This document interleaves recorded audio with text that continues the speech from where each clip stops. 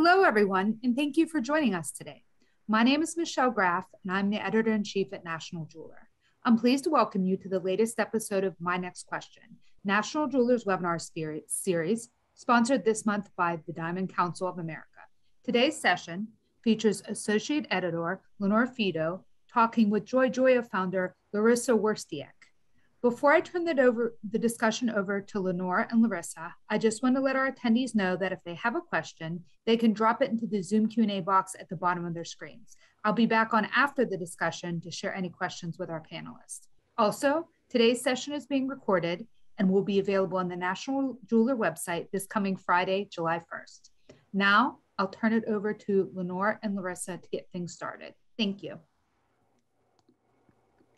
Hello, thank you, Michelle, and thank you, Laryssa, for joining me. I'd like to get started just by giving you a chance to quickly introduce yourself and tell us a bit about Joy Joya. Sure, thanks so much for having me. I'm excited to be here today.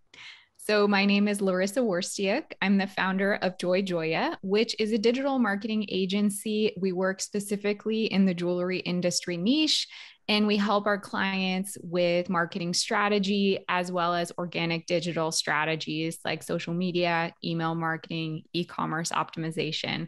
I'm also the author of the book Jewelry Marketing Joy and the host of the Joy Joya podcast. Yes, so you are a marketing expert, jewelry marketing in particular. Yes. And so that's why I have you here today. I invited you here because we're going to talk a little bit about live stream shopping. Now, if that is a term that I have never heard, how would you explain that to me? Sure. Yeah. Live stream shopping, very exciting. It's a concept that kind of started in China, where I think they're really advanced in their e-commerce, and they are also really into communicating on social media. So it's basically when brands give a shopping experience via a social media platform or other video platform and allow people to shop virtually so they can buy online, but also get that like personal interaction through a salesperson who's presenting the products to them. So it sounds a little bit to me like those home shopping networks like, QVC or like JTV. What makes it different from those? Sure. Well, it is very similar to those. And for someone who doesn't have a point of reference, I think those are kind of a good place to start because many people are familiar with, like what you said, QVC and HSN. So the shopping presentation can be similar, but what's exciting about the live stream platform is that it really puts the power in any brand that has an internet connection and a device in their hands, and they have the creativity to present in the way that works for them. Whereas with QVC or JTV, you need to have that owned like media platform. You need to, the viewers need to have typically a paid cable subscription. So it makes it a little bit limited. But with live stream shopping, really anyone with a device can do it and also participate on the other side. Right. So with those like traditional channels, the barrier to entry is pretty high. Yes. As a live stream, pretty much anyone who has social media is able to do this. So a lot of live stream shopping does take place on social media. What are some of the best platforms to use? Sure. So I would say as easy as Instagram Live or Facebook Live, those are some of the most common ones. And I think the easiest to navigate for a lot of people who are beginners in this space, because most people already have some kind of social media marketing going on. So the live stream shopping can simply be an extension of that and using the tools that you're already using in the social media marketing. Right, exactly. And social media, whether it's Instagram, Facebook, whatever it is very familiar to people.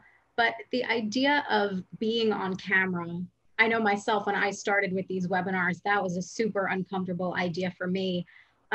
What advice would you give to a retailer who is interested in this, but is maybe a little intimidated by this on-camera factor? Totally. I mean, I understand how it can be intimidating. I think even just regular video, like even if you were to record something and post it on social media, just that can be a really big hurdle for people that are kind of DIYing their social. But I mean, with live stream, I think you have to imagine it as yourself in a store with your customer or in whatever one-on-one interaction you have with your customer. And I'm sure you're an expert at that. Like, you know how to interact with a customer in person or on the phone.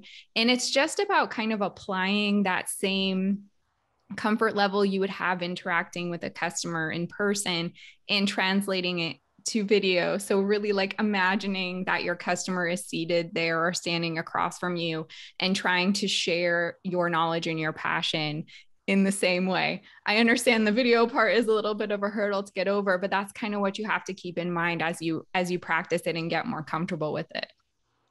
Right. So just speaking from experience, when I started these webinars, like my first couple ones, I had almost like a script. I had like a very because I was a little bit nervous, I had a very set idea of what I wanted to say and how I wanted to say it. And then the more I got comfortable, it became, a little bit more unscripted, off the cuff. In terms of live stream shopping, would you recommend it be more of like a formal presentation or sort of informal, unscripted sort of a thing? Sure. And that's a really good point you made about the script. I think that's a good place to start for someone who's maybe a little less comfortable with it. But I do like, in general, the idea of a plan and giving your viewers or fans something to expect for each time that you host a live stream shopping event, whether it's like a merchandising theme, like maybe you're spotlighting all your blue pieces because blue is a really hot color, or like 4th of July is coming up, so red, white, and blue, or things to wear to the upcoming barbecue. Having themes not only gives you a place to start and kind of make you feel more comfortable with what you're presenting, but it also sets an expectation for your viewers so they can come into it with an idea of what they're going to find. I think people like structure in general, so that can help you create it for them. Right. Yeah. So have some sort of structure in place, but, leave room for a little bit of fun in terms of like your themes or something like that. Absolutely. Yeah. So now if I'm a retailer and I want to try this out, and I'm looking through my store, looking through my employees, and I'm looking for someone who is going to be a good host, what type of person should I be looking for? Sure. Well, first I can tell you what not to do. So I wouldn't just default and go to your like 22-year-old employee because you think maybe they're the most savvy with social media. It's possible that that's the right person, but I wouldn't like default to that digitally native employee. Right. I would say maybe look to the person who's the most charismatic in person with your customers, who's the best at really like bringing the jewelry to life and telling stories about it, who really radiates the most passion and interest about the product when they're talking to it. And I'm sure you can picture in your head in your store like who that person is. Maybe it's even you yourself. And also, of course, the visual presentation. So like who is polished in the way they present themselves, takes pride in their appearance, and is articulate, doesn't use a lot of likes, can speak intelligently about the products. I think all those things are really important. Sure. So you would say a good salesperson can definitely translate into a good host for this. I think so. Yeah. So going back to something you said, I think we do tend to equate like social media with younger people. But really nearly everyone, all ages, are on social media in some form, on some platform. What demographic does this type of shopping appeal to? Yeah, in my experience, I have seen different live stream shows appeal to many different types of demographics. It depends on what the brand is, like who is their customer in general, and where online are they spending their time? Is it more on Facebook? Is it more on Instagram? What do they like respond to in terms of the shopping experience? I think it can really appeal to any demographic. It's just in how you present it and which platform you choose to present it on. Right. Do you have any favorite platforms? Like when you're watching a live stream shopping, is there any platform that you tend to gravitate to? Yeah, I would say Facebook or Instagram, definitely. And I'm not a huge Facebook user in general, but for some reason, I find that platform works really well for these like live stream kind of events. I think also because the commenting part is very visible and it makes it easy for a person to participate and also feel like they're part of the live stream shopping experience. And some of the best live streams I've seen have actually been on Facebook. But at the same time, I want to say that with the caveat of if your customers don't spend time there and if that is not your most engaging platform, it might not be the best place for you to be doing live streaming. That's a fair point. So you definitely want to go wherever your audience is most active. Yeah. Gotcha. So now I want to talk a little bit about the specifics of how exactly does a sale work, like through live stream shopping. So let's say I'm here and I'm watching you present something, you're holding up this necklace, and I say, yes, I love that. I want to buy that. How do I let you know that? Yeah, I think there are a number of different ways to approach it. And some of it depends on how you already do like point of sale in your store and how you already do invoicing. I've seen it be as simple as the presentation. And then if there's an e-commerce component to the business, the person says, oh, search for this product on our website and you can purchase and check out there. Or like, here's the item number and you can go to our website and search for it. Or in some cases, if you're doing that method, those products might be featured in a specific collection on the website or on the homepage so that they're really easy to find if the person chooses to go to the website and check out. I've also seen like text messaging tactics where the show has its own like dedicated text number. So the customer simply texts that number, gives their information, and then whatever sort of invoicing platform that business uses, that they would send either text or email an invoice. I've also heard people use Podium for the chat aspect of it and managing the communication. So it's very convenient for the customer to contact. It can be done through DM. There are some like proprietary live stream platforms. I know one is called Firework, and it actually lets you host the live stream on your website, and it has the capability built in for checkout. So it's all like this one seamless process where everything takes place on the website. So I think that the thing that you decide to choose depends on like how much you want to scale this, how much technology you want to be investing in, and like what you're already using in your checkout process. Right. So there is more of the low key way to do this where I could just, comment for example, and then DM you, or you can use one of these platforms that you're talking. Definitely.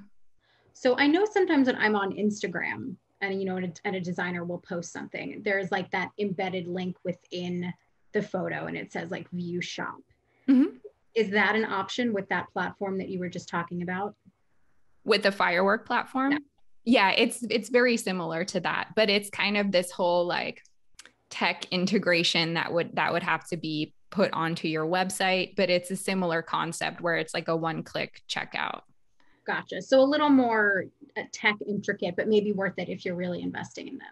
Yes, definitely. And especially that would work, especially if you have an established audience of people that's not social media platform dependent, that you could actually count on them to like join something on your website, which is like one other step of commitment that they would have to do and like schedule into their day. So it really depends like how excited and engaged your audience already is too.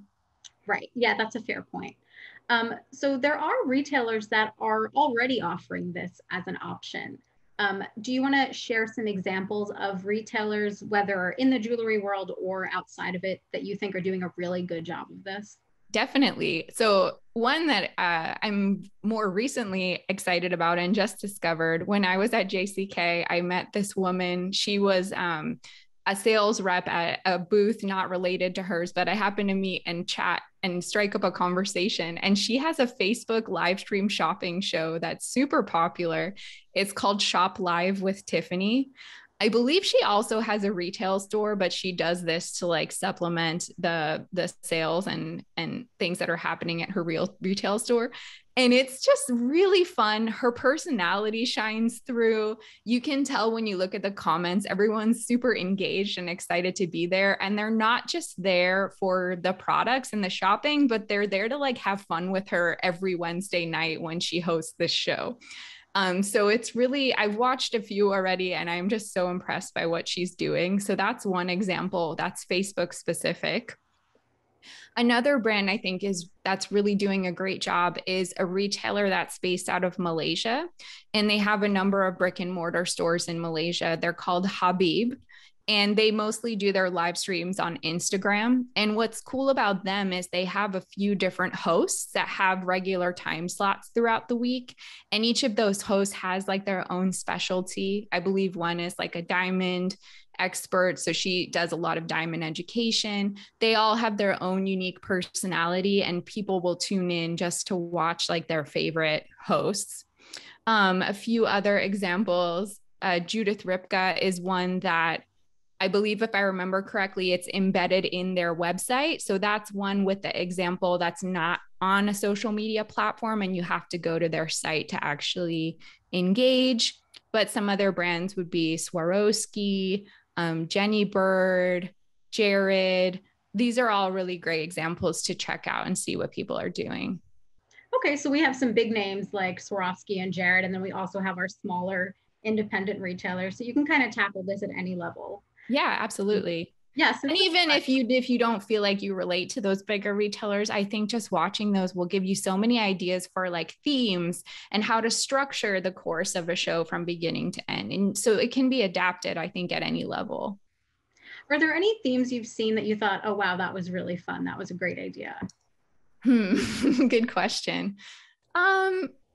Most of the ones I think are the most fun are around holidays because they feel more festive, whether it's around a gifting holiday like Valentine's Day or Mother's Day. But I think you can just have more of like a party vibe when you're celebrating a holiday. So there's just a natural like element of fun to those. Right. Yeah. No, that's a good point. Now, similar to our webinars, when we're doing anything live, really, you're expecting people to be there with you on a certain date at a certain time. What would you say are some good ways to let your customers know that you have this event coming up? Absolutely. So leverage your current social media platforms for sure, wherever there's the most engagement, and really build up to it, especially when you're launching your first few ones. Like, don't be afraid to remind people of it and to also share why you're doing it, why you've decided to kind of offer this unique experience. Make the customer really excited about it, because otherwise they won't understand, like, okay, you're just adding this new thing. Why should we care? Right. Definitely use your email marketing channel to send a few email campaigns around it, and maybe explain in a video like how people can join, what's interesting and unique about it, why they should care. And then in terms of scheduling it and choosing a date and time, I know you didn't really ask about that, but I feel like it's related. It really depends on like when your customers are free. I think evenings tend to be best when people are like home from work, maybe middle of the week. It depends. The weekend might be better. I would say choose a time where you find that people are most engaged with you in general on social media. And you can see that in your analytics for your social media platforms. And then maybe decide based on that, okay, it seems like most people interact with us around this day and time. Let's try to schedule here and see how it works. And you might need to make adjustments after that. Right. And now, speaking of time, how long would you recommend a live stream shopping session be?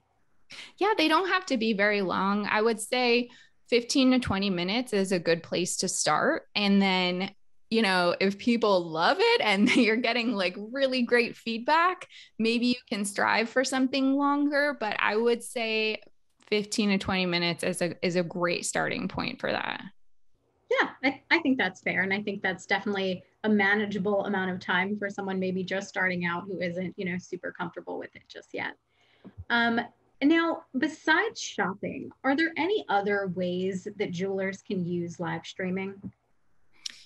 Yeah, definitely. I think consumers today in general want more transparency in who they're buying from. I think they want to know like what goes on behind the scenes in the business. Who are the people running this business? What does this business stand for?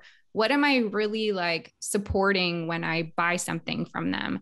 And I think live streaming is a good way to pull the curtain back a little bit and give people a look into the business, whether it's like, hey, come with me behind the scenes one day. I want to show you what the bench jewelers are doing back here and like how they're working, or like come behind the scenes on a consultation that we have for like a wedding jewelry client or like a custom piece. And so if you feel comfortable with that and you feel confident about it, I think it's a great way to take a peek behind the scenes in a way that customers wouldn't normally get from you. Right. Yeah, no, I think that's a great way to build connections with customers and sort of personalize the experience a little more and let them know a little bit more about who you are. Yeah, so that would be a great idea. Well, now that is it for the questions that I had. I definitely appreciate you sharing your expertise with us. I'm going to turn it back over to Michelle and see if there were any audience questions for us. Great. Thank you so much, Laryssa and Lenore. That was a really interesting discussion. I do not know a lot about live streaming. Just as a reminder to our attendees, you still have time to drop questions into the Zoom Q&A box. I'm going to give our attendees today time to ask some additional questions while I share a word from our sponsor, the Diamond Council of America. DCA offers quality, affordable education for jewelry sales professions. DCA's convenient online courses are designed to help increase sales and educate sales associates on selling fine jewelry. Visit dcalearning.org to learn more or enroll today. And that again is dcalearning.org. Okay, so let's jump into the questions here. We have a few good ones, some of which you answered during the webinar. I want to start with this one. Someone asked ahead of time, and Laryssa, I'm just going to follow up with this. How long should the live stream be? And you said 15 to 20 minutes. Is that all? See, if I was going to answer that, I would say an hour, but I guess people's attention spans aren't that long. And I guess an hour is a lot of content to fill too.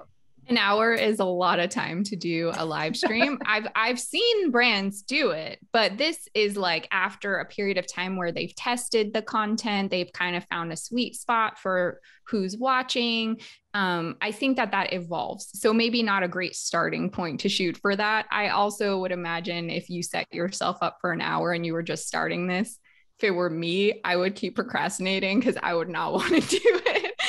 An hour is a long time. I think we've been talking a very long time. It's only been about 20 minutes. Yeah, right. And you covered a lot in 20 minutes. Look at that.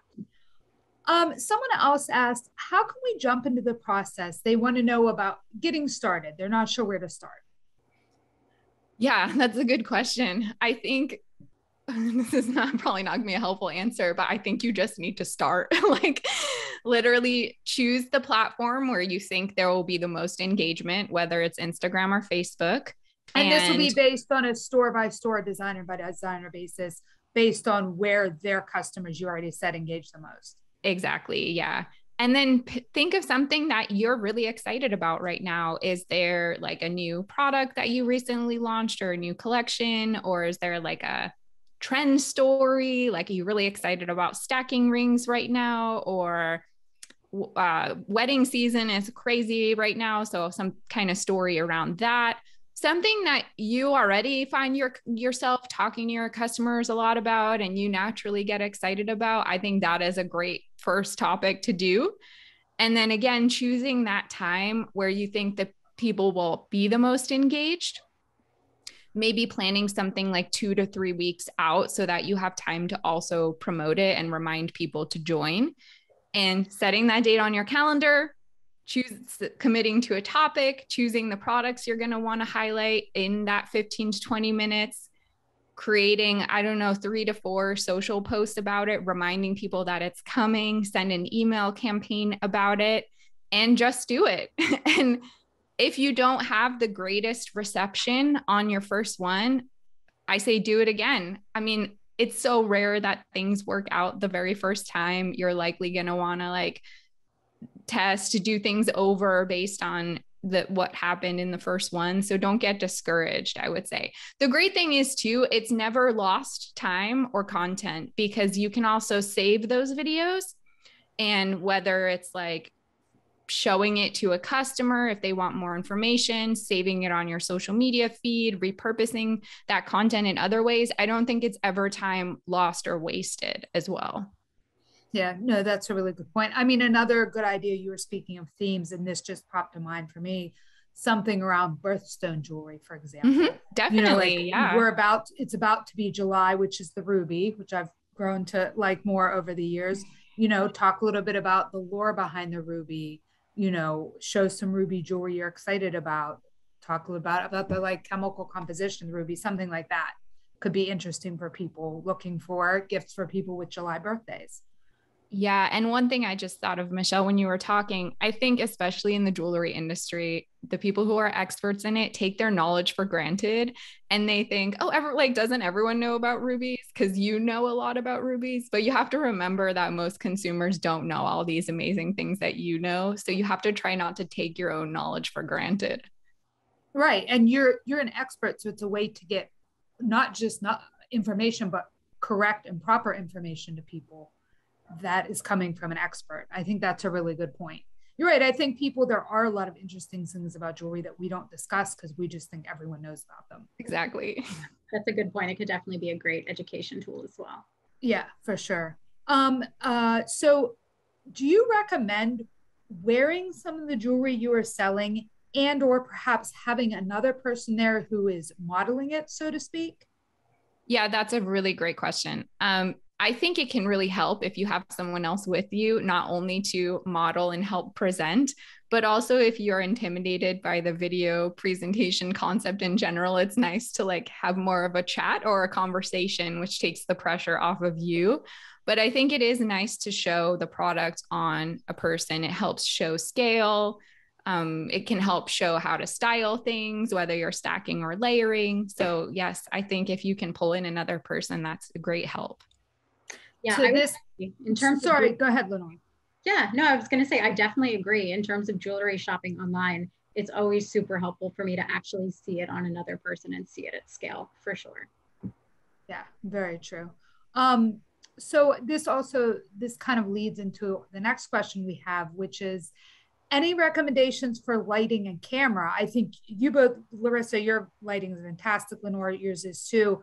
But I think that's going to be super important, right? Because jewelry's small. Like for the most part, earrings, especially like you mentioned, stacking rings, multiple piercing earrings, like some of these items are going to be small. Like, what are your recommendations? Anything specific for what camera do you use and what kind of lighting do you like? There's all kind of like available out there now for like home setup. Yes. I unfortunately don't have any specific like brands or tech recommendations, but I'm sure if you were to Google it or go on Amazon, you would find a zillion recommendations for something like that. For Facebook live streams, like a simple webcam, the attachment to your computer, so not the internal camera on your computer, just like even a $50 upgrade could be really help the quality of that. And ring lights are really amazing. You don't have to get any sort of fancy, like sophisticated lighting setup unless you really go far with this. I think a simple ring light, which is something you can find on Amazon, is a inexpensive investment. No, I'm looking at a $20 ring light from Amazon right now, and it's doing a pretty good job. Yeah, no, I think we have the same ring light, Lenore. I think we do. Yeah, I think I sent it around because it works so well. Yeah. And you can also just do this, I would assume, with an iPhone, correct? Because some of the iPhones have fantastic cameras now. Definitely. And if you're just starting out with this and you're like, I'm not sure if I really want to invest in it, you can do an okay job with a simple iPhone before you decide like that you want to go further with this or get more sophisticated with it. So don't let that keep you from trying or starting. Yeah, I think the overall message is here, like, if you want to do it, just jump in and try. Mm-hmm. It's not recorded or anything. If it doesn't go well, then you don't have to do it again. Yeah. So you mentioned earlier seeing some good live streams. Can you share those names again? A few of your favorites. I just obviously, their live streams are come and gone. People can't see them, but they can at least keep an eye out on these brands for future ones. Yeah, actually, I would say most of the ones that I mentioned, they have an archive of them. So you can go Oh, see okay. the past ones too. So Shop with Tiffany Live is one on Facebook that I really like. Habib Jules, Habib, is on Instagram. I really like theirs. And then some of the bigger brands like Judith Ripka, I believe that one is on their own website. Jared, Swarovski, trying to remember the other ones that I said. Jenny Bird is a more indie brand and they do Instagram live stream shopping. So kind of a range of indie to some larger brands. Okay, no, thank you. Those are all great examples. Yeah. Another question, you've probably seen some bad ones too, right? I Okay, haven't seen any asking... like that I was like embarrassed for them. I think when it comes to bad, I mean, yeah, I don't know. I don't think I've seen like any terrible ones, to be honest. But what were you going to ask, Michelle? Sorry. Oh, sorry. I wasn't asking for names there. I was just curious. The question is, what are some of the biggest mistakes you've seen companies make while trying to hold a live sale? Yeah, I mean, it mostly has to do with the quality of the production quality, but but you can still do this with an iPhone. Like I said, I think if there's like a ton of background noise or like music or people talking or something like that, I believe that most viewers of live streams will forgive a lot of things because they realize that it's live. But if like you literally can't hear the person or the lighting is like so bad that you can't even see what they're doing, then that's a no, bad. Okay, no, that makes sense.